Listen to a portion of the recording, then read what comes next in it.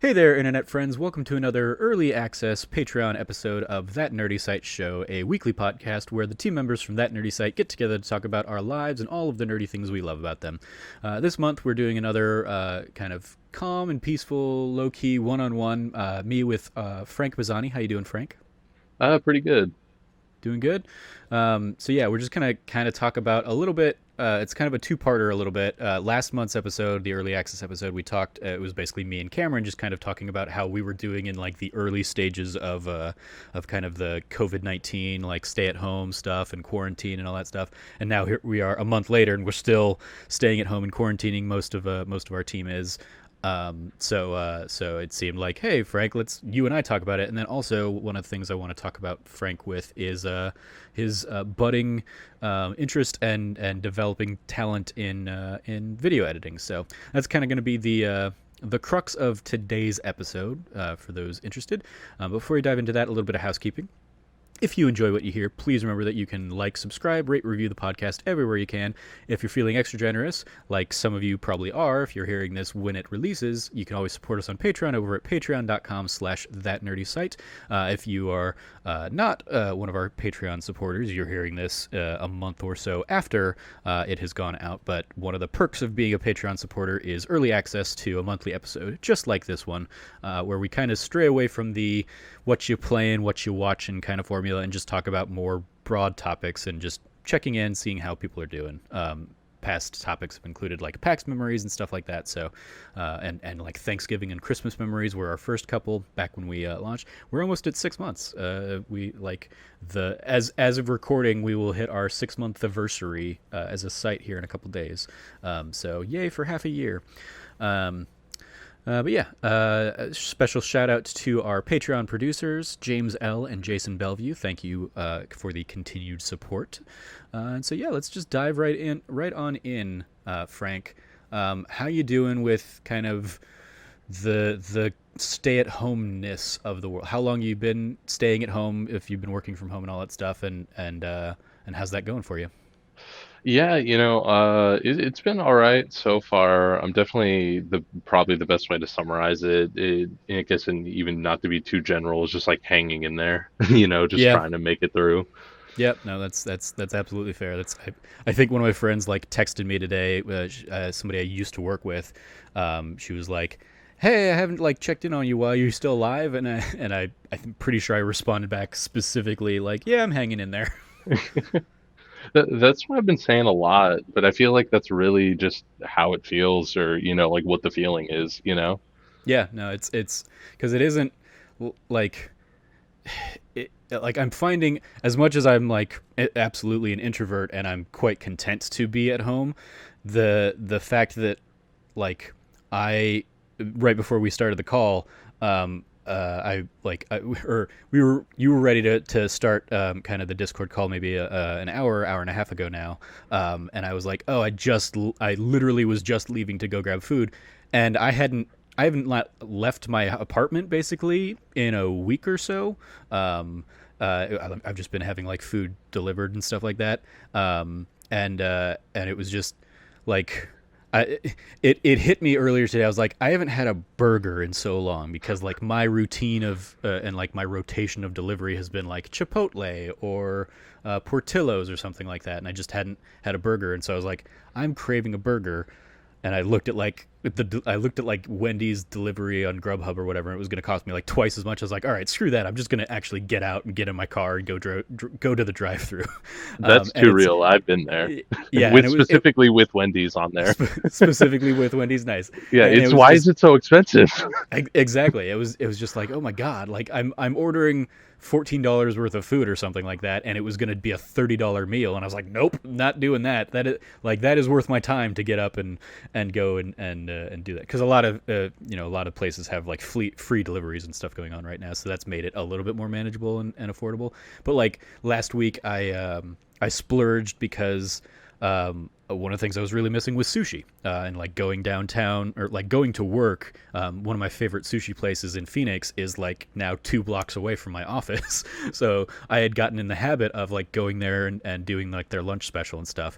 And I just hadn't had sushi in the month and a half that I've been working from home now. So I was like, I'm gonna order from like one of the nearby sushi places, and like I had like 3 rolls basically brought over and delivered and stuff, and it's just like this is nice, and it's these kinds of things where I'm like, I didn't realize I was missing these things so much until I just hit that craving or something. The thing that I'm missing right now a lot is the idea of like going to Alamo Drafthouse, which I had just gotten so like in a comfort zone, and to the point that like even the chicken fingers or the pizza from Alamo was like one of my like in rotation kinds of meals, and so the fact that I haven't been able to do that in a couple months is another one of those things that I'm just missing. So like it is very much I'm hanging in there in that I'm fine. I'm basically like I stay in almost my bedroom. I basically like sit on my bed, do my work from my laptop, and I take my Zoom calls there. I'm the only one in my office that has any fun with the Zoom call backgrounds,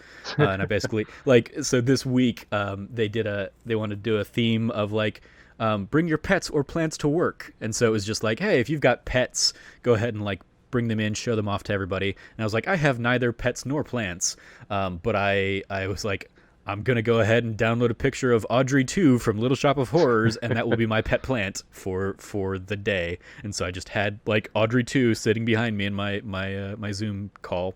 But yeah, like I've taken Zoom calls from Disneyland, or today I took one from Andy's bedroom with with the Toy Story background. So like I'm the only one having any kind of fun with that. Everybody else is just kind of like doing it from their kitchen counters or tables or something like that. And so that's like I'm at least trying to keep myself a little sane there. But yeah, it's there is just a lot of like, and I'm getting plenty of video game time in, but there are also just days where I'm just like super lethargic, and I'm like I can't get mustered up, I can't get motivated to do anything. So I'll just kind of like lie in bed, maybe play a little bit of Animal Crossing or something, but even then I'm just like, I'm just gonna make today's just gonna be a sleep day. I'm just gonna like one of the things I've been doing a lot is like instead of a lunch break, I will basically just nap for an hour. Since I'm basically already there in my bed working, I'll just kind of like set the laptop aside, set my phone alarm, and then I'll just like pass out for 45 minutes and then come back in and do like the rest of the day's work kind of thing.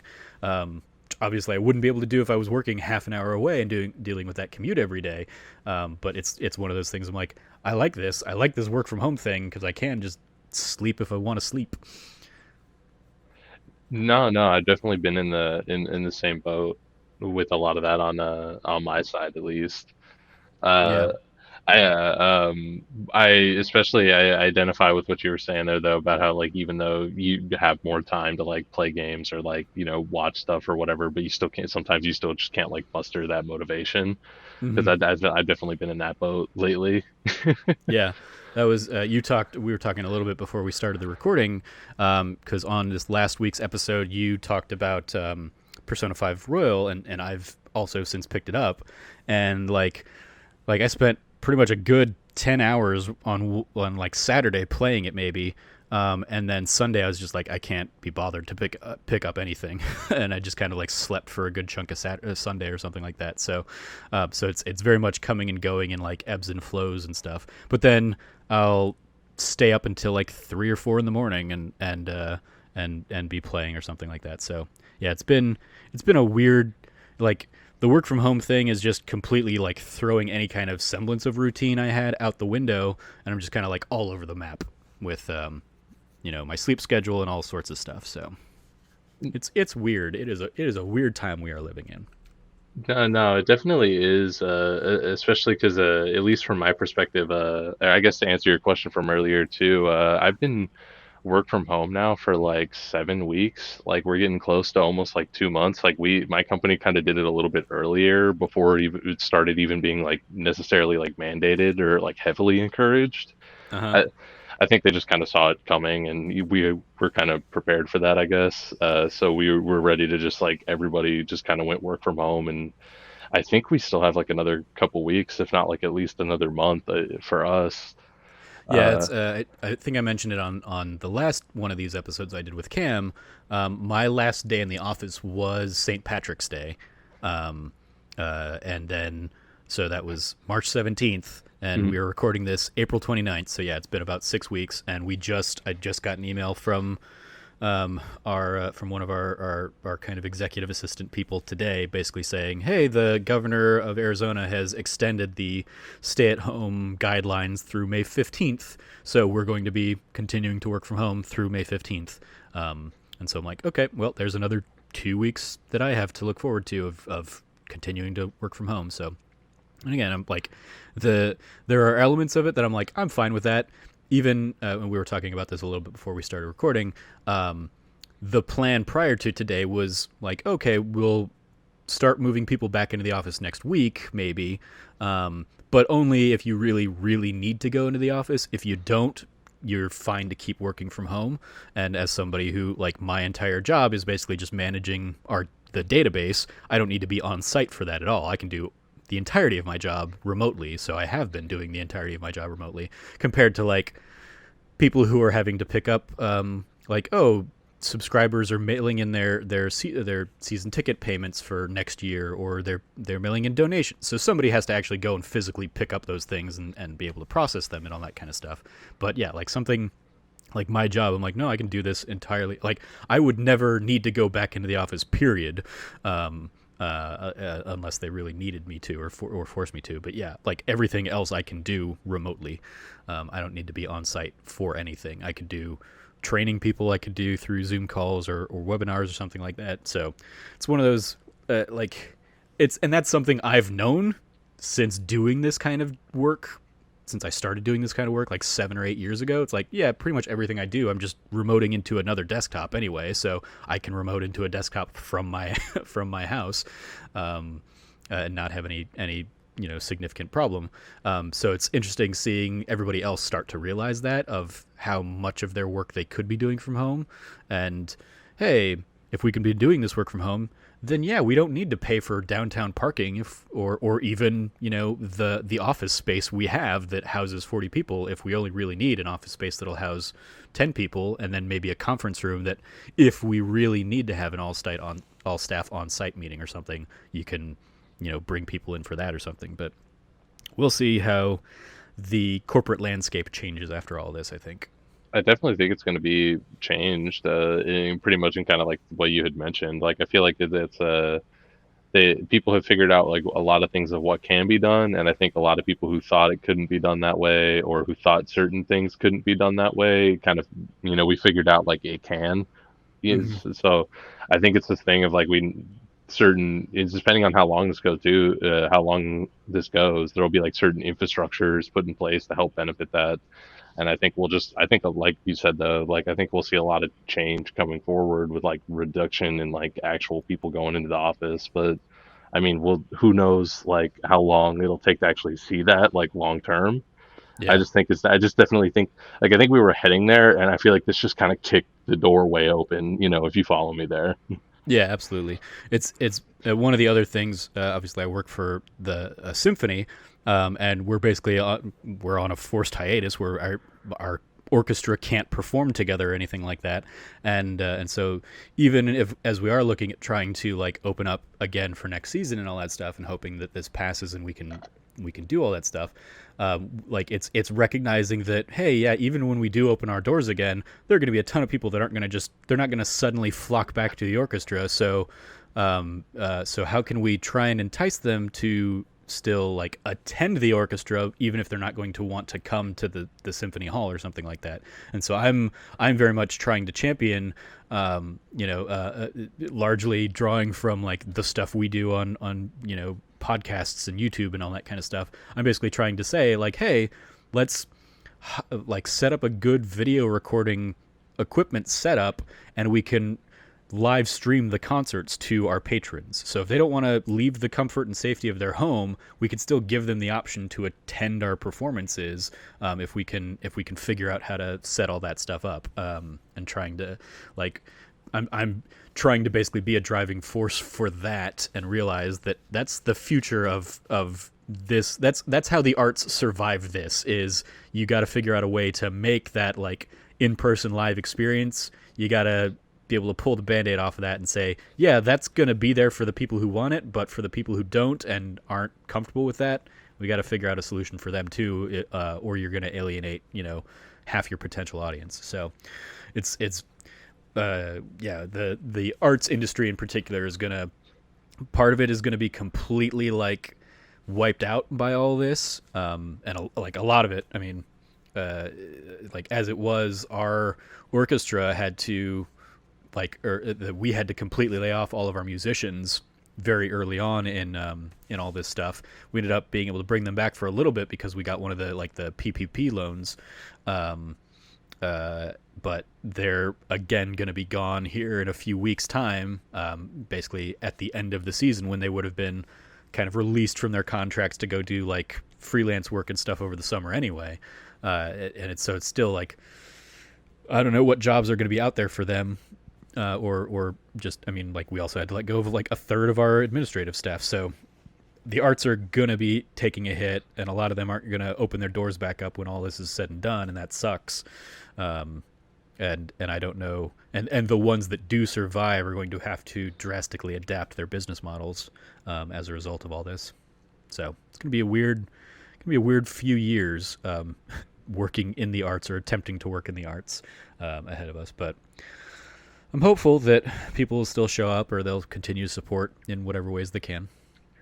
I hope so, and I hope maybe even at the very least, like you guys can pivot over, kind of to like what you had mentioned. Like I think that'd be a great idea. Like that'd be really awesome.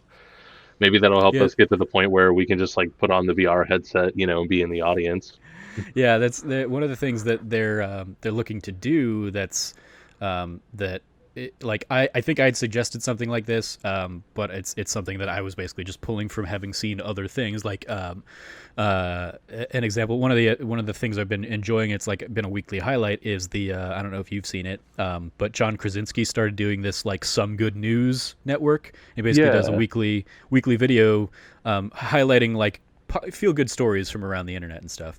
And and as like his closing segment each week, he kind of like Skypes in a guest or Zoom calls in a guest or something like that, and then he kind of surprises them with whatever it was they were looking to do. And like one of the first ones was a girl was supposed to have gone and seen Hamilton around this time, and she wasn't able to because of all the epidemic stuff, and or the pandemic stuff, and so he Skyped into her and was like, "Hey, so sorry, when this is all said and done, I'm gonna fly you and your mom out to New York, and you guys can go see that." And then like Lin Manuel Miranda like Zoom bombs the call, and as well as like the entire rest of the original cast of Hamilton kind of come in, and they just all synced up somehow. This surpasses my Zoom expertise or whatever, but they were able to sync up their audio track, and then they all just sang the first number of Hamilton to this kid, and did kind of like a reunion. And so I basically like I took that idea and said, give this to the musicians and figure out how to make how they can either on a call all together or give them click tracks or something, and they can record their part of the performance independently, and then you can edit it all together and put that out to our social channels and say like, this is how our orchestra is trying to continue performing and continue bringing music to you. So they're starting to do some of that stuff. We have like one of the videos they showed off in a staff meeting this week is a couple of our musicians were like brother and sister or something, and so they're quarantining together, and so like one of them I think plays violin and the other plays cello or something like that, and they basically like were recording birthday messages for donors or something like that, and they basically like played the song together and recorded it and then sent it out as a thank you to some of our donors. And it was like, oh, that's a cool little like, hey, yeah, they can't perform on stage in like a tux and tails or whatever, but they can still do this stuff and they can still make music for somebody. So yeah, it's just it is very much like adapting and trying to survive are basically a couple of the big keywords for everybody in the arts right now. And I don't lament anybody smaller, because like Phoenix is one of we basically have like a symphony, we have a ballet, we have an opera, we have a couple theaters, and that's our art scene. It was already like wiped out mostly by the recession in 2008, and never like recovered. So it's pretty much like the big guys stayed, and that was it. Everybody else is like just scraping by, and I don't. I feel so bad for anybody else that's trying to deal with this that didn't have like at least the the somewhat larger resources and connections and stuff that we do. So it's a weird, wild time for anybody out there right now. But yeah. So how have has your company kind of been adapting? Has like you said you guys kind of got the jump on it. So you were doing it a couple weeks ahead of me and my team and a bunch of other teams. Has like the workflow still been more or less the same for you, or is it just how drastically did your workflow change? It honestly held up pretty well, and I definitely think that was a good thing. And I know that's definitely what they wanted. But it wasn't. It's weird to obviously not like be in an office and not be able to just like talk to people, especially because like with the what I do, like and what kind of like I have like my team, and you're so used to just like sitting right next to people, and you can even just turn to someone and say like, hey, XYZ, and that gets a lot of things done, I think, really quickly too. So it's Mm-hmm. like this, the biggest thing is like this slowdown in communication where everything is just on like a chat now. Yeah. And then sometimes you'll just hop on like a voice call or like a phone call, like a Zoom meeting. And of course we have like our team Zoom meetings, but I just like it's definitely that's like the bigger change or the hardest thing is just kind of the slowdown of like communicating and trying to get your point across and like information over to people. But Yeah, like I we've can been very much holding up pretty appreciate that. well. Go ahead. I was saying I can very much appreciate that. I like I'll ping people and be like, hey, this is something I like. Here's you asked for this thing from me. Here's the information I need from you to get it for you. And then I won't hear back from them for another like 2 days because they've moved on to the other like million conversations they're trying to have with people, and something gets buried and stuff. And it's just like, yeah, if I could just pop into somebody's office and say like, hey, I still need that thing you're looking for. It usually gets a little quicker response as opposed to trying to like ping them via email again or something and saying like, hey, I still need this, because they're inevitably in another Zoom meeting or something and they don't see it when it comes through, or they it just gets buried in the other all the other projects that they're working on. So yeah, it is I can appreciate that, where it is like, yeah, there is an efficiency to being able to just pop over to somebody's office and being like, hey, let's talk about this for 5 minutes instead of let's go back and forth over email on it for the next 3 hours. Yeah. No, yeah, Um, that's like I feel like exactly what it is, and and that's the hardest thing I think we've had to deal with, and I'm sure obviously, like you said too, like a lot of people probably kind of empathize with that. But I definitely think we've actually did pretty well with kind of like moving everything over, and like I already even from what I already do some work from home anyways, and so like we are just kind of able to be like, all right, this is just going to be full time for the meantime here, mhm. and at least we're still getting everything done, at least from what I can tell. Like we're still getting like the same level of like productivity done that we would normally do, and I guess that's not the case for like some other places. So I think that's definitely a plus too. I guess like that's pretty good for us. Yeah. So I was just gonna ask, what's like the biggest thing in the real world that you're missing these days?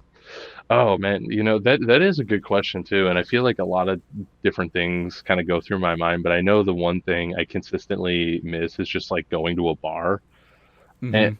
and I don't mean to sound like an alcoholic or something. Like a drunk, yeah. Yeah, yeah, but it's just something that's like it's a hangout place, especially here, like in Austin. There like is hundreds of them, Hmm. and everybody kind of has their favorite or like they're the ones they go to. But like, it's just a nice place to go, like after work, and you'll just go hang out with people and like have a drink or two. And a lot of the ones in Austin like are outside, so you're in like a backyard or like a patio or something, and Yeah. it's just the experience that I miss, especially because like I don't have like a backyard or anything in like my apartment, so it's just like I am literally just inside all day now. And Yeah. on my side too, I'm definitely an extrovert. I can be a little bit introverted sometimes, but I'm definitely like more of an extroverted type. And so Hmm. that now that I'm not able to just go like talk to random people or meet new people in a setting like that, I'm just kind of locked in my room. Like it's kind of stir crazy. Yeah, I tweeted this out yesterday. I had like very good turnip prices on my Animal Crossing island yesterday, and so I basically like opened up my gates and had tons of friends came through and people I know tangentially. Like Naomi Kyle came through my island and like did like 5 trips to offload a whole bunch of turnips and stuff. And then just like by the end of the day, I just had opened it up completely to a whole bunch of like random strangers and stuff, and it was basically just 10 hours of people coming and going on my island and me just kind of like smiling and emoting, and like they would drop off a tip or something and I would like do the thank you emotes and all that kind of stuff. And it was just like it was realizing that this was the most social I'd been in a month and a half since all this started. Was seeing people come in with their little Animal Crossing avatars, make a whole bunch of money off of selling turnips on my island, and then bounce. And it was like weirdly cathartic. As an introvert, I have nice bouts of like extroversion, where I still like enjoy and will draw energy from like those kinds of connections. I just sometimes will get overwhelmed in giant group setting kind of things, and so being able to do that in the comfort of my own home, and kind of across the internet and all that stuff was like a weirdly refreshing experience, that like that game has given me. So yay for that.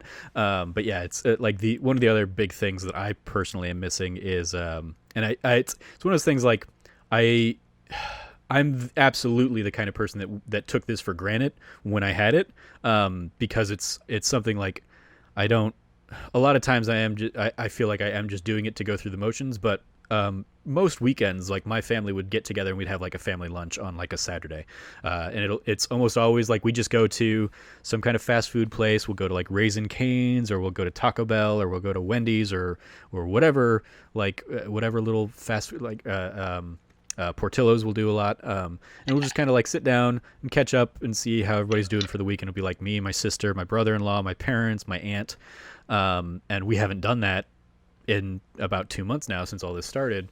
And it's one of those things where it's like, yeah, there are plenty of times I go to that thing and I hate it, just because I don't have like the best of relationships with my family at times, and I feel like I'm also realizing as I'm saying this, like my mom is super supportive and listens, and I do love them, but a lot of times we just don't have things that line up in terms of like interests and talking points and stuff. So there will be plenty of times that I'll go and I'll feel just kind of like they're out of obligation, more than anything else.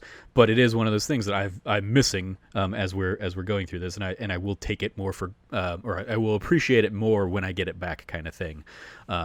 As a result, that's what I'm kind of discovering and realizing, and I won't maybe groan or roll my eyes as much when my aunt talks to me about something, or all that kind of stuff. So that's one of the weird things that like I'm missing the most, but I also like am realizing that I should have enjoyed it more when I had it in the first place. And I didn't think I would, because it is one of those things like I've talked with some of you guys about like the idea of like, oh yeah, I've been in Phoenix all my life. Maybe I'll follow suit and I'll come join Austin. I'll move out to Austin and join you guys or something like that. So that we can have like more of an Austin crew out there even than already is. Because I'm not overly tied down to Phoenix. I'm not like I've lived here my whole life, and I don't have any kind of like deep-seated need to stay living here or anything like that. It's and at other times I've like toyed around with the idea of leaving. It's just been like, yeah, I would gladly go anywhere else if I found a job anywhere else, kind of thing. But and part of that is like that has upset my family sometimes, in the fact that like I would have very little problem picking up and like leaving them and not being around for those weekly lunches and stuff. Even though like a lot of them really picked up, or my attendance of them really picked up when my sister moved away for a couple years there. I kind like she was the one that would always go to those, and I would just kind of not. I was in college or whatever. I was just kind of like not. I would go months and months without even seeing the family. Just because I was busy having my own life or whatever. And then when my sister moved away, I would step in and basically try and like fill that gap as like the like, sure, let's keep the family lunch going thing, and I'll start attending more. And then she ended up moving back, and so it became like the full family is getting together for these lunches again. And then every now and then it'll be like, okay, I'm not really feeling up to it this week, so you guys have fun. I'm not gonna go, or my sister would do that, or my parents would be like, hey, we're not gonna make it this week because Dad needs to do some work on one of the houses or something like that.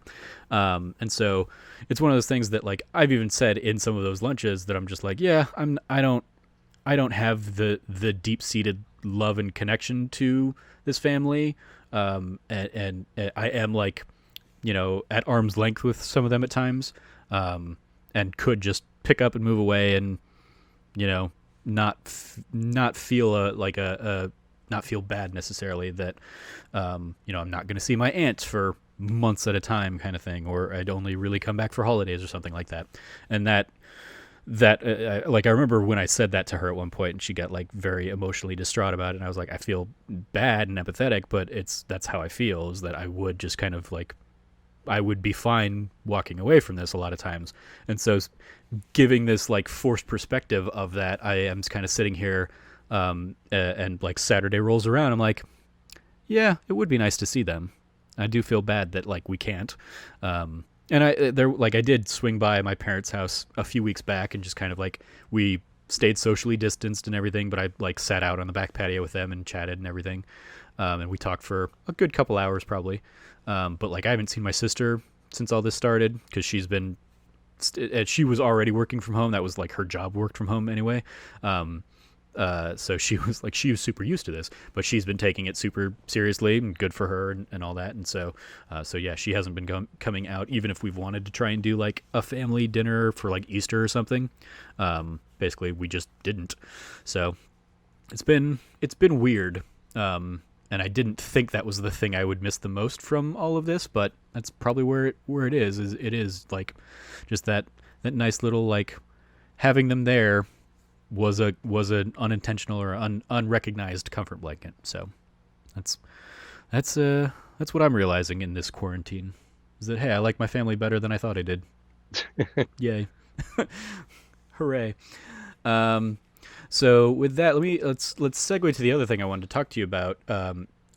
In part because we finally were able to get up the last of like the PAX East videos that you had worked on, since the last one of these kind of calls, and maybe since the last time you and I were on a That Nerdy Site show, and you did like the lion's share of video content from PAX East, editing kind of all the conversations we had about the games, throwing in some game footage and all that kind of stuff. And it was something that was definitely one of the things you really kind of wanted to dive into.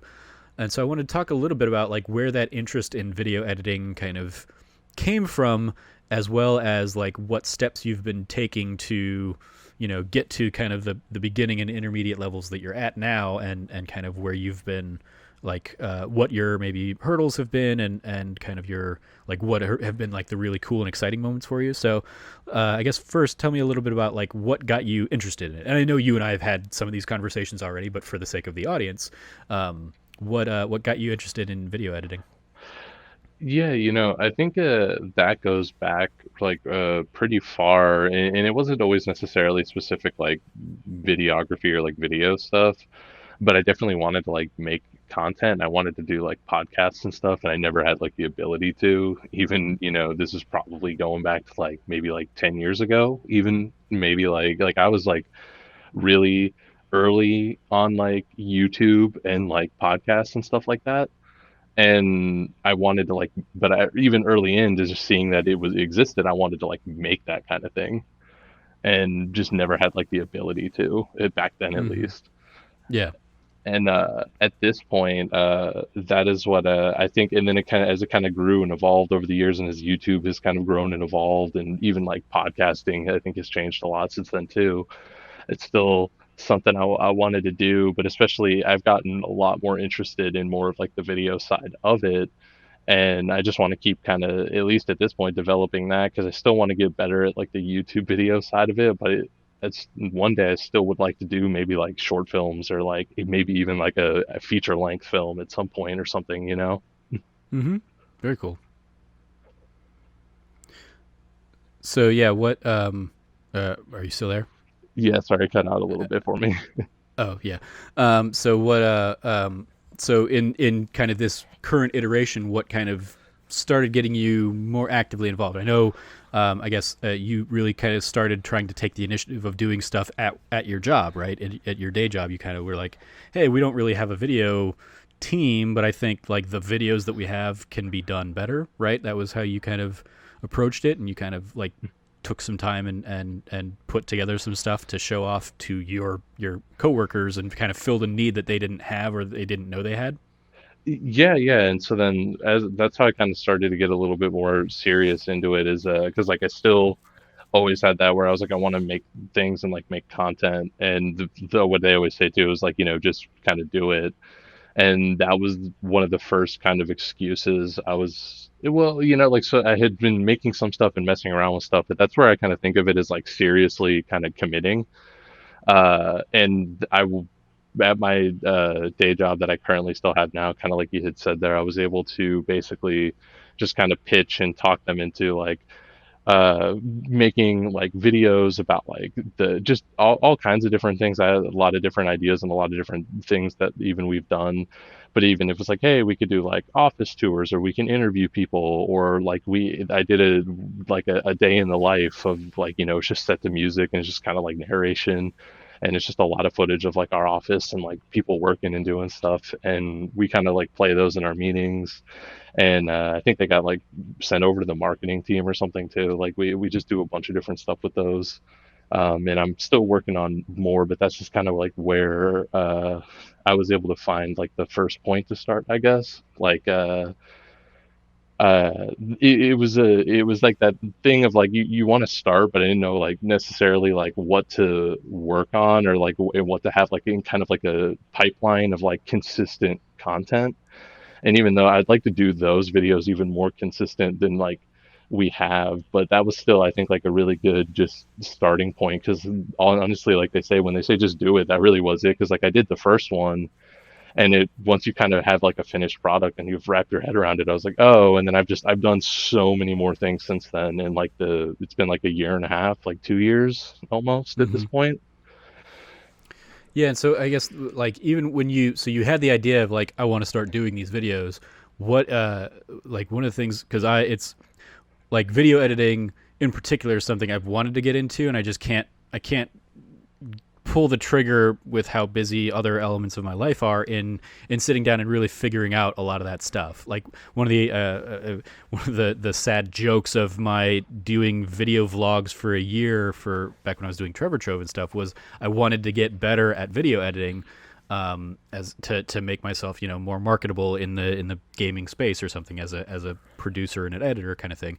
And really what it came down to was I've gotten really good at like the razor blade tool and cutting out the fat of episodes and stuff like that. And even when doing like editing all the podcasts here and stuff together, that's the thing I certainly probably use the most. Like yeah, I talked to you about it a little bit when this last episode you guys put together for that Nerdy Site show, Christian's audio came in all crackly and staticky and like busted and corrupted and stuff, and I couldn't cut him out entirely because there were enough like points in the conversation where you and Logan were referring to things that he was saying or answering him and stuff.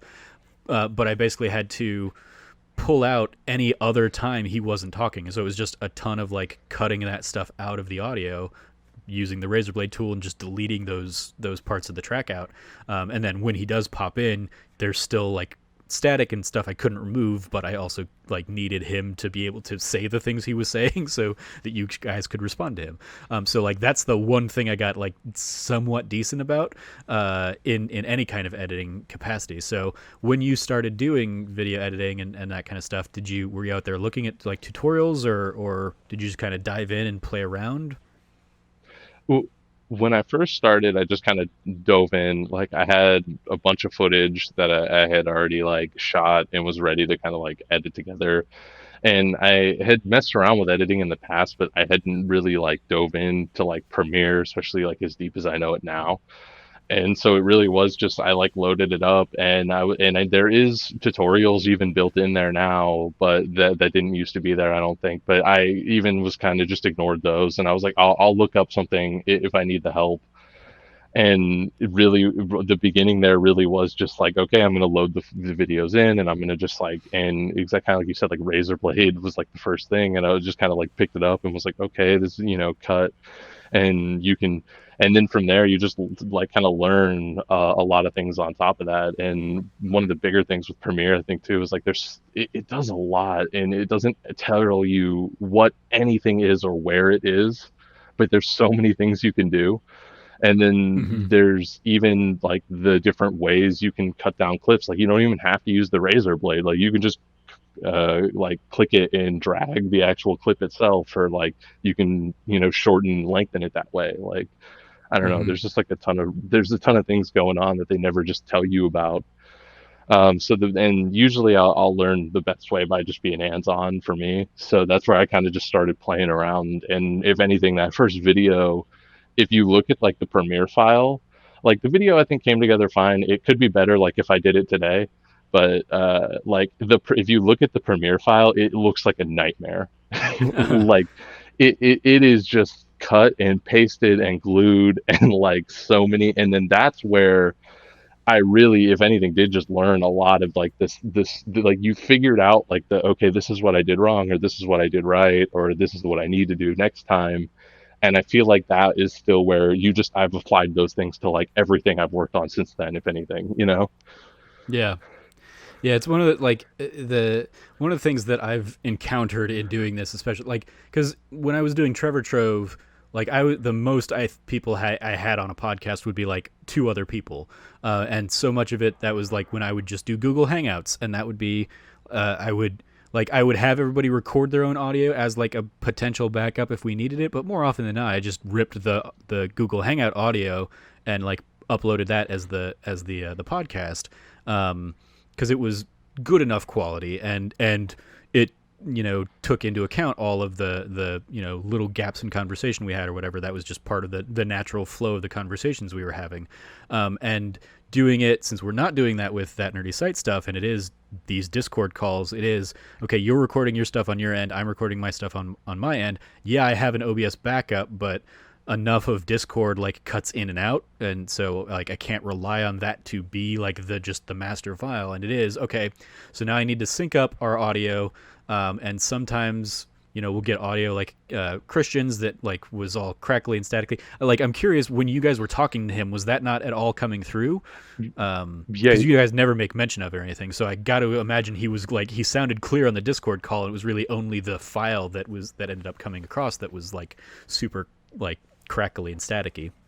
yeah, that definitely was the case. Like he sounded fine, especially from what I can remember. And I think yeah, we probably would have noticed or like you said something, but he sounded fine on our end. Yeah, and so also this last week, it's been a nightmarish week of editing stuff for me a little bit, because I brought in we had a guest, Robert Sims came in and did Boy Meets World with us for That D Plus show, and it was like me, him, and Cameron, and he was a great guest and everything.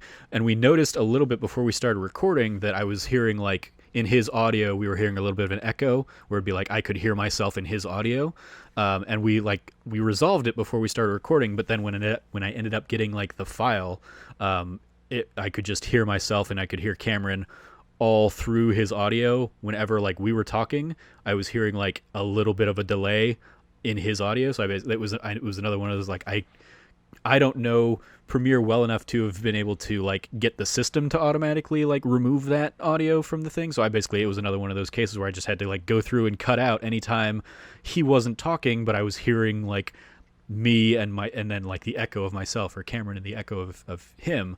And it's one of those things that like I I am infinitely jealous of the setup that like Kind of Funny usually has, where they Mhm. can just all work in they're feeding everything into a mixer, and so they have like one out point that they finish the record, and then they just upload that file directly to wherever it's going. They've done a lot of work to like get that set up appropriately, and we just don't have the luxury of that when it is four different people recording from four different locations with different levels of internet connectivity and different mic qualities and all that sorts of stuff.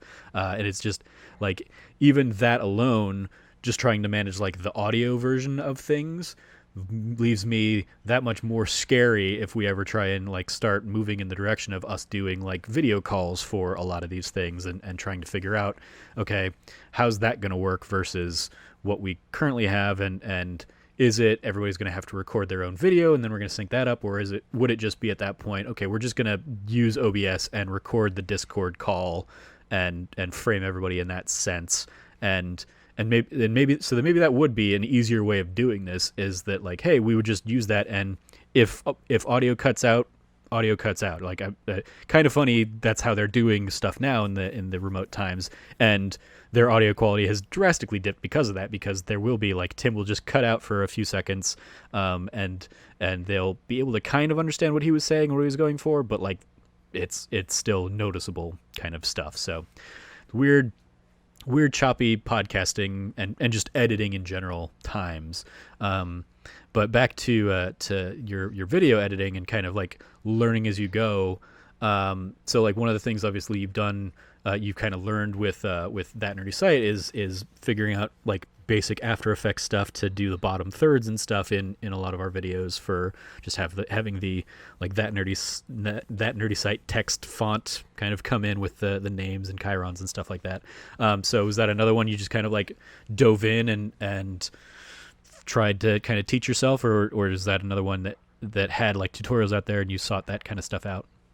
So yeah, like for After Effects, I finally kind of dove in, and that's something I'm still trying to fully learn and like tackle, and I definitely been getting better with it. And for that, like now that I learned like Premiere pretty well, it not everything carries over, but there's like a decent amount that just kind of carries over between like the Adobe kind of like suites. But just Yeah. because they're all kind of like similarly designed and a lot of them have like the same functions, and so that I think like it made it a little bit easier, because now even when I've gone in, there's other like Photoshop, of course, and then even like I've been in Illustrator, like and it's easier to just like pick up a new program and start messing around with it.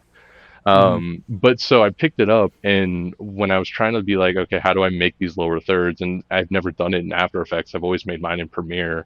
And the ones in After Effects look way nicer. There's way more tools you can use to really detail them and obviously do a lot more and just even make them look nice and like even. In that case, I basically that's when I kind of did start diving into like just tutorials, like like what's kind of exactly going on here and how what's even like some pro tips or like how you should even be doing this. And I kind of followed like some tutorials and just tried to pick up some skills. And then that's how when I kind of ended up making the ones that are on our YouTube channel that you can see in all the PAX videos, and just kind of a lot of the other videos that we've made, or like whenever we, I guess, introduce a video component, I want to use those. Hmm. And those have like it has the motion where it kind of comes out with the different colors and like the box, and then has our names, and then kind of the Twitter handle for whoever that may be, or I guess username. Yeah. Yeah. Yeah, I mean, like as I was going through and like reviewing those, or editing them, or not even editing, or just kind of like looking at them, giving you any kind of notes or feedback I had on any of them. The like those always looked great. The like I mean, they looked basic still. And I can recognize that it is a beginner kind of learning and playing around with After Effects, but it's significantly more than I can do with it. So I applaud you for sitting down and taking the time, and I look forward to seeing kind of where you continue to evolve some of those skills and those ideas.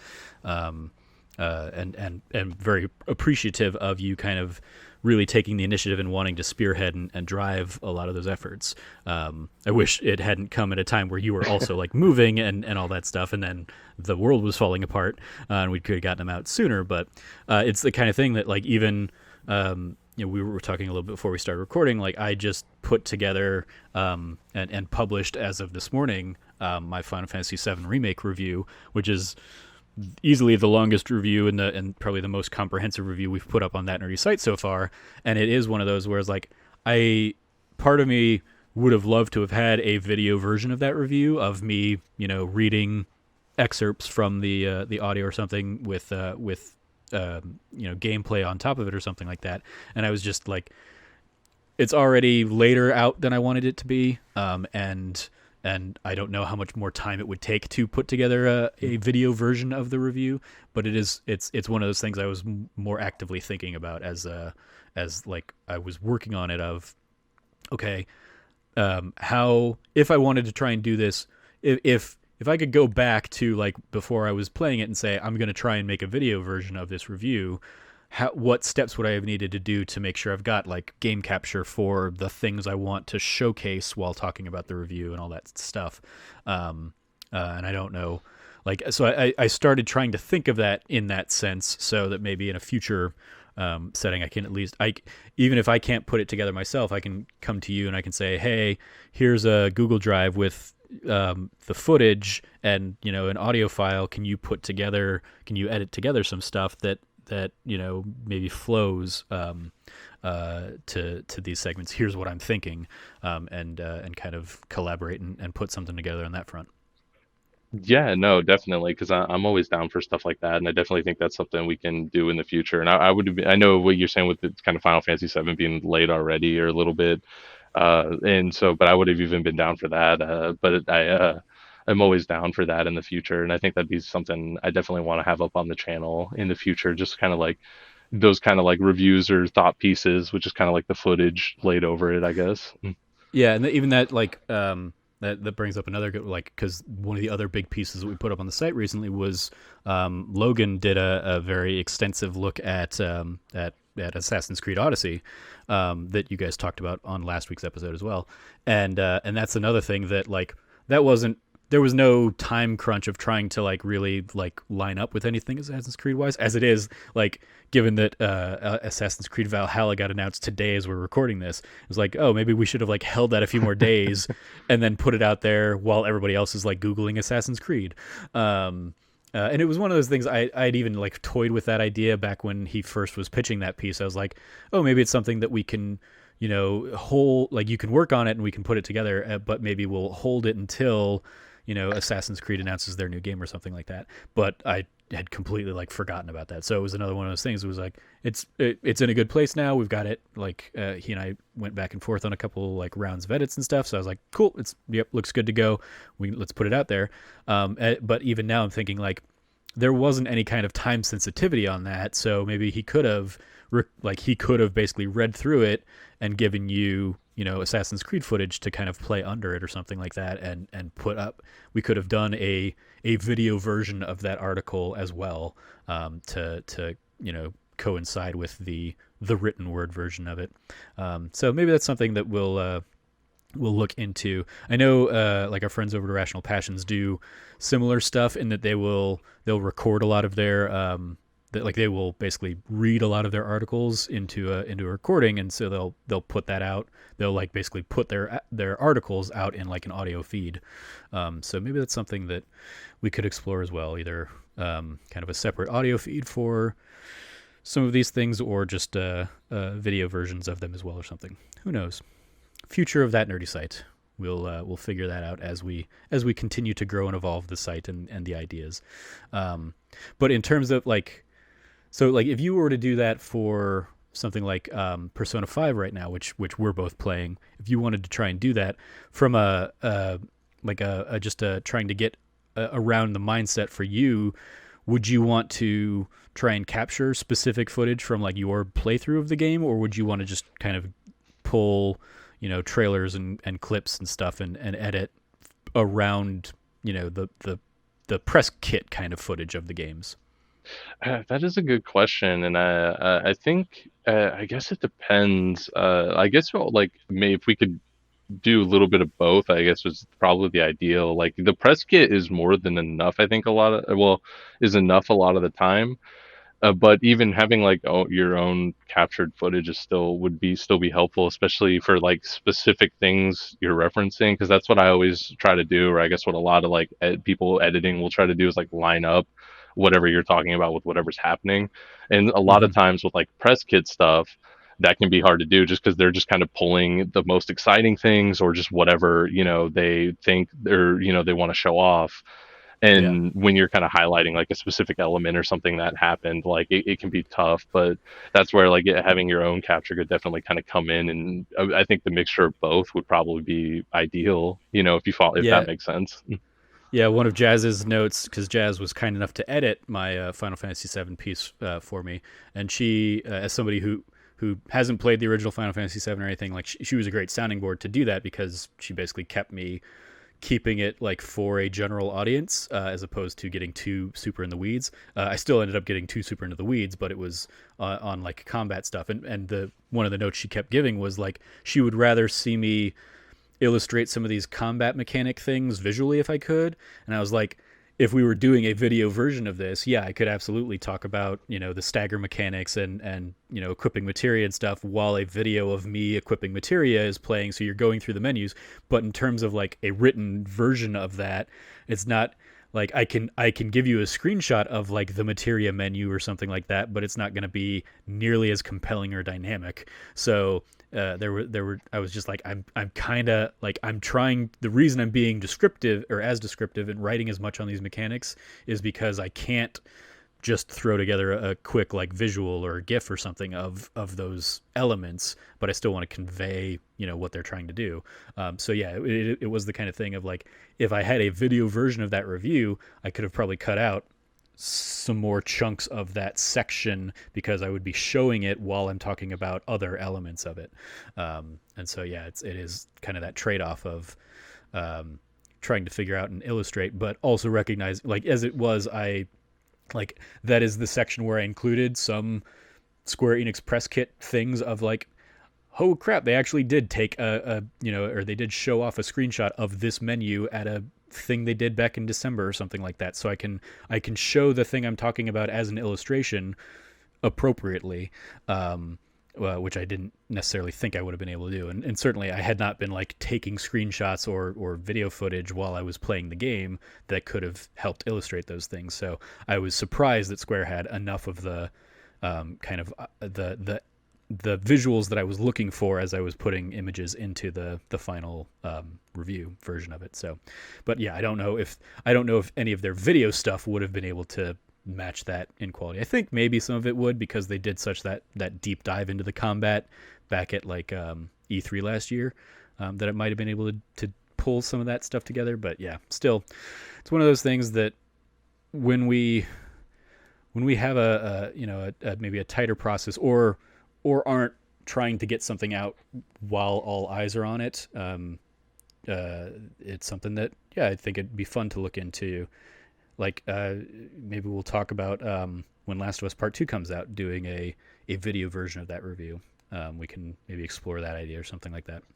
No, yeah, I think that would be awesome, and that's definitely what I kind of want to do in the future, or something I want to do in the future. Try to incorporate, as we kind of continue to grow, and that's just because my wheelhouse is video, or that's at least where I'm interested. And then at this point, just way more experience. Like I feel like I'm an all right writer, but I definitely feel like it's easier to just like tell things or communicate things over that like video medium, when you're just kind of like showing kind of basically, Mm, I guess what you were saying there is like it's easier to just show like a 5-second clip of equipping materia than like, describe it in more than a paragraph. yeah, and it's I think it's interesting because I remember you and Christian, both obviously being our more video focused people. I had pinged Christian at some point because the anime Weathering with You had come out earlier this year, and he had basically suggested he wanted to maybe do a review of it. And so I was like, I reached out to him a couple times, like, hey, do you still want to do this review? And he'd been working on it, but he could never like writing is not his strong suit, as he would self admit, and so he was kind of facing that same struggle of like he would he is innately a lot more comfortable kind of showing that visually somehow than trying to come up with the right words to say, and so it is just like yeah we have different people who thrive in different mediums, whereas I couldn't I can sit down and write 4,000 words on Final Fantasy 7, but I wouldn't necessarily know how to put together or how to it would take me far longer to try and put together a 5-minute video review of Final Fantasy 7 than it did the the 4,000 words I initially wrote on Final Fantasy VII, which we ended up editing down to a little under 3,000. So in case that scares anybody away, but yeah, it like the video equivalent for me would take longer because that's not my medium of comfort. Compared to like, yeah, I can write about stuff all day long, or I can talk about it here on a podcast all day long, no problem. But trying to do that trick of getting the video to line up well with the things you're trying to talk about, which is what I would want it to do. Because yeah, I could just throw on like, let's just throw on the trailer and not really care what the trailer's doing, and I'm just going to talk about the thing for 3 minutes. I could absolutely do that, but I wouldn't be happy with that. That would feel like the super easy version of it, and I would want it to have a little bit more polish than that. So, Oh yeah. it's that it would be great in a pinch, and for what we're trying to do, and maybe the size of what we are, maybe it's just worth it to just go ahead and do that for now, and work up to the actual like lining up what you're talking about with what you're seeing on the screen kind of stuff. And so there's an element of it is that maybe it is perfect is the enemy of good, where it's like I would want it to be perfect, so I'm not going to do it unless I can do it perfectly. When really, if we want to, drive people to our YouTube channel, putting something up on the YouTube channel is better than putting nothing up on the YouTube channel. So, yeah, I don't know. No, I totally understand that too, because like I always like I want to always have it be like what the like perfect way, or where it's like edited over it, and like obviously like it looks great and it sounds great and it has like music involved, and it is many things as I can do. But it's like, yeah, I mean, a lot of times, a lot of people, or even like we probably just get away with just like dropping that trailer in there, but that's just definitely not what like I want to do. And that's why even like all the PAX videos are all like cut up, and like I try to like layer certain things over, like change things around. And Yeah. no, go ahead. I was just gonna say it's one of those things that like for the PAX videos, that are like because we recorded basically conversations that then you put video footage on top of, kind of cutting back and forth between the conversation and some video footage as elements kind of come up and stuff.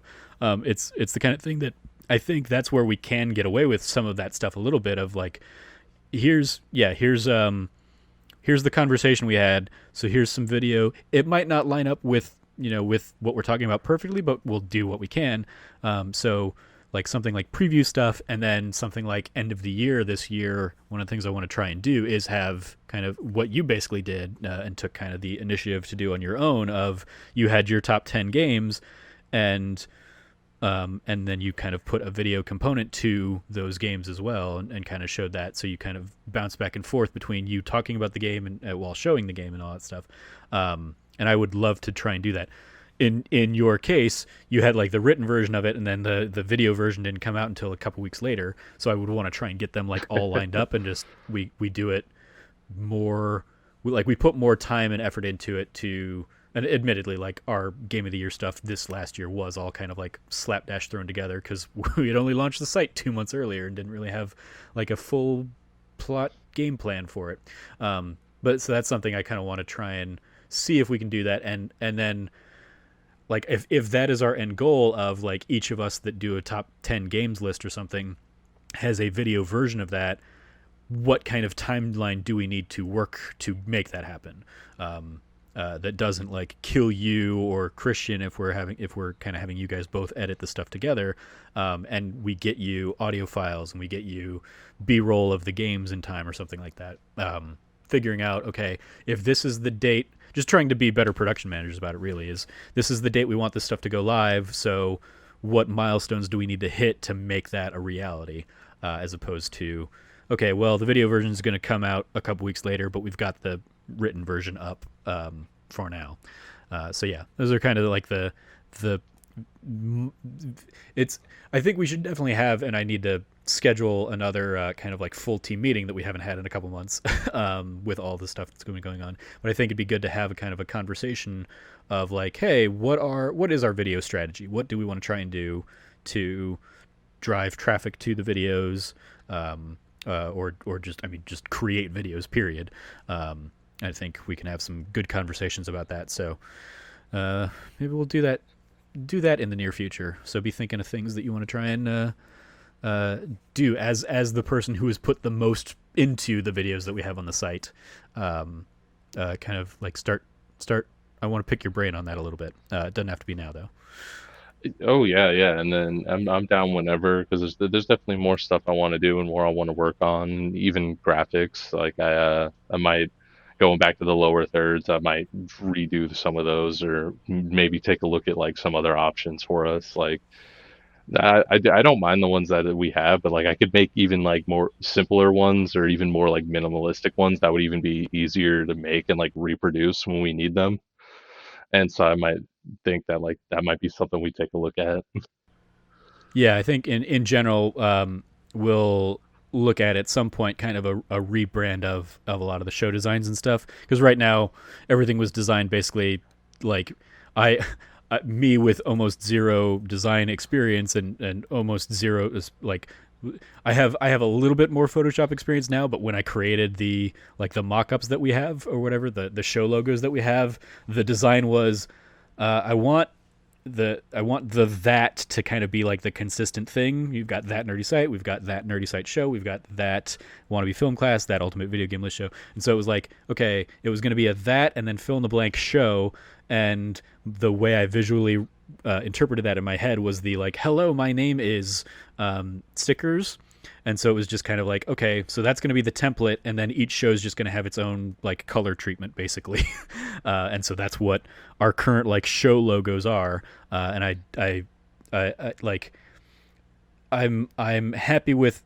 They turned out how I wanted them to turn out in my head, but now I'm like, they don't tell anything about the show, so I want that to be I want there to be just more design work put into them. And so basically at some point we're going to have to I'm going to commission somebody to kind of do some mock-ups and stuff, and then maybe we can include in those new designs, here's a fun visual way to do it so that each show has its own like intro that has that, and maybe we'll get intro music and stuff for the shows. And so just kind of like building out what that nerdy site, like the feel and look of the stuff turns into. And we'll get to these like audio only episodes and stuff that we still put up on YouTube as with a video version, but it's always just kind of like the bare bones thumbnail. I'm working on something for that. I just haven't. Things have been crazy. I haven't had time to finish it. Okay.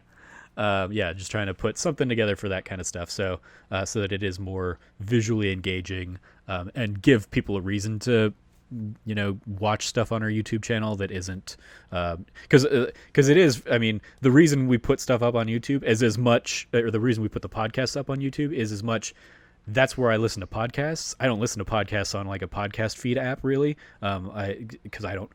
When I have a commute or something, I'm just throwing the YouTube video version of the thing that I'm watching, be it Kind of Funny or whatever other podcast I'm listening to, What's Good Games. And so it is just like that's where I go to enjoy that stuff. So I'm going to at least make sure that our stuff is up there as well for people to enjoy, even if there isn't a visual component to the shows themselves. So the most work I've done into editing any of the shows is for season 2 of that Ultimate Video Game List show.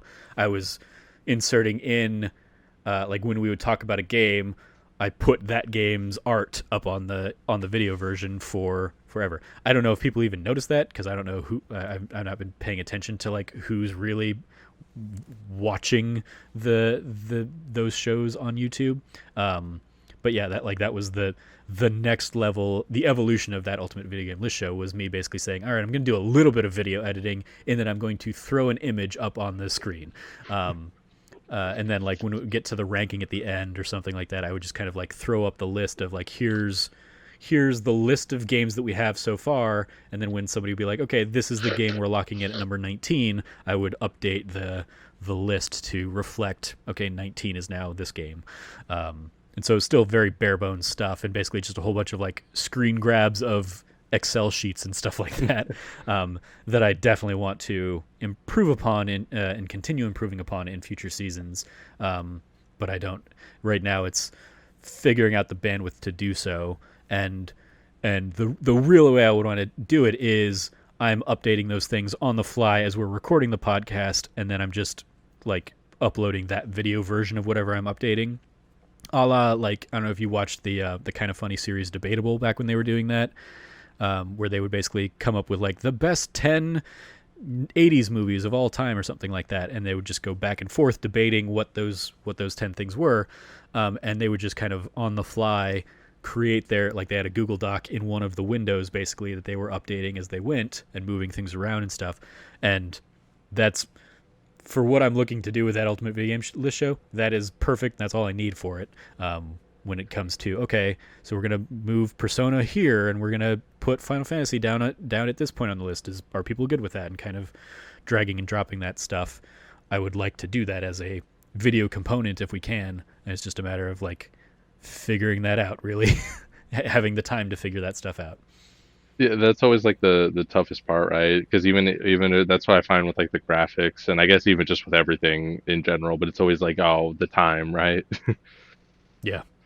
That's, I mean, the going back to what I was saying earlier of when I was doing like daily vlogs, the idea was like, I'm gonna do 10-minute videos a day, kind of thing, so I will have time to, learn how to edit and put together those videos and kind of throw in B-roll or something over the things I'm saying, and then it became, oh well, to create that 10-minute video, I'm having to sit down and talk to the camera for 20 minutes and then edit out the other stuff. So editing there is taking, another hour. And then on top of that, I'm talking about a TV show. So I had to spend time watching the TV show to be able to talk about it. And so, like, when it comes down to it, especially since I was doing like Movie Mondays and TV Tuesdays or whatever, like I was doing like 6 different topics that I was talking about on a weekly basis. It was like, okay, the time that I'm spending playing the video games to talk about, watching the movies to talk about, watching the anime or reading the comics to talk about, doing the wrestling or whatever, it was like I'm spending 4 hours a day putting together this 10-minute video and 0 time left over to actually like learn editing and video stuff and all that. So that was another element of that nerdy site when it was kind of coming on. It was like, I need to not do that again. I need to not burn myself out again. I need to give myself time to not have to worry about the site here and there. And that's why it's why that Ultimate Video Game List show kind of takes a hiatus between seasons a little bit. Is I need to recharge my batteries or focus on another project so we can get the video game news show that Logan's going to be working on up and running, while still doing this show, that D Plus show, making sure that Christian and Ben have Anime Pod and Wannabe Film Class all going, and everything happening there. It is just kind of like, cool, gotta keep all that stuff running, but also need to not burn myself out. So if some of these other projects kind of take the back burner a little bit because of that, so be it. I'm going to go ahead and, as somebody who's burnt out a couple times, I don't want to do it again. So I'm going to go ahead and lean on my mental health this time around and not kill myself trying to do too much. No, yeah, that's definitely understandable. Like it's a good thing to like try to avoid, but it's definitely tough because I feel like it's just, or I guess always, at least for me, it's always just like the Thanos, like the fine, I'll do it myself, like Yeah. like I'm just gonna dive in and do it. But Yeah. There have definitely been a couple times where like, I've reached out and been like, hey, can anybody else do a show this week or something like that? And it's mostly with that D Plus show where it's like, okay, I don't have anybody like ready to come on or something like that. So fine, I'll just sit down and watch a quick dumb thing myself and record a quick 30-minute episode of just me talking about a National Geographic documentary or something like that. So like there have been a handful of those too where I've still just kind of like been like, yep, I am just gonna do this myself. But I'm glad that it's not the norm, and it is like, for the most part, I can reach out to you guys and be like, hey, I want to focus on working on my Final Fantasy review this week. Can you guys take point and put together that nerdy show? And you guys step up and you do it. And so it's like, cool, yay for having a team and not having to just be like, hey, no episode this week because I'm working on X, Y, or Z, this other thing. So yay for the That Nerdy Site team it, coming in clutch. right? Like that teamwork. I was gonna say teamwork makes the dream work, but I don't want to be that cliche. That's fair. Cliche sometimes works. Cliches are cliches for a reason. Well, that's really kind of the key things I wanted to talk to you about. What are your like, if you have any kind of like, what would your next steps and what would your kind of like pie in the sky dreams for video for that nerdy site be? Oh yeah, I mean, there's a lot because I know just definitely with video in general, there's a lot I want to build up to and do, and I know especially even for us, I definitely want to. The immediate next step, I definitely want to get that graphic done so we can have like, more of the visual thing like we were talking about for like the audio kind of video uploads on YouTube. Uh huh. But in the longer term, I definitely want to just see us doing a lot more video in general, especially because like I loved a lot of the previews we got to do, and I want to see us do more stuff like that, and just even discussions. Like it doesn't have to be necessarily like a preview, but just where people get together and sit down and like talk about something, and even if it is Yeah. just over like Discord like this. But if somebody's like, hey, it's just like a game or like a movie or a TV show or something, it's just like get these like 10-15 minute video discussions we could like put footage to. And I guess that kind of goes back to what we were talking about too with like the articles, because that's definitely something I've wanted to do. And that's kind of like what I was trying to do with some of the ones that I wrote myself too. And then it's definitely what I'd like to do for other people's articles is eventually just kind of get it where it's kind of like both, or even if not for every article, just even the bigger ones or the ones we decide to, where we can kind of have like that video component, or maybe even get some video essays going, something like that. Yeah, one of the things that came up in our Slack today was Logan was like rewatching your edit of our Ultimate Chicken Horse like Let's Play kind of stuff from our launch stream back in November, and basically like, yeah, we should get together and do that again. And I was like, yeah, it'd be fun. And I don't think I ever really tested to see how um, the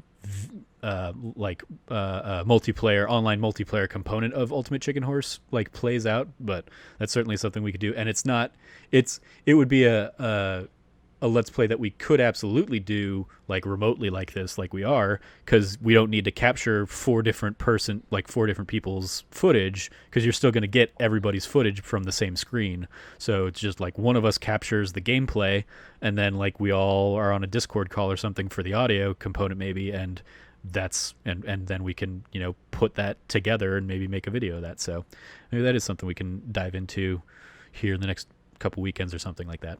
No, But even that, I say that, and what immediately goes through my head is all of the things we've kind of like flippantly thrown out there as like ideas on shows like this that have never come to anything. I want us to get away from doing that, of like overcommitting and overpromising things that we actually don't have the bandwidth to sit down and put together.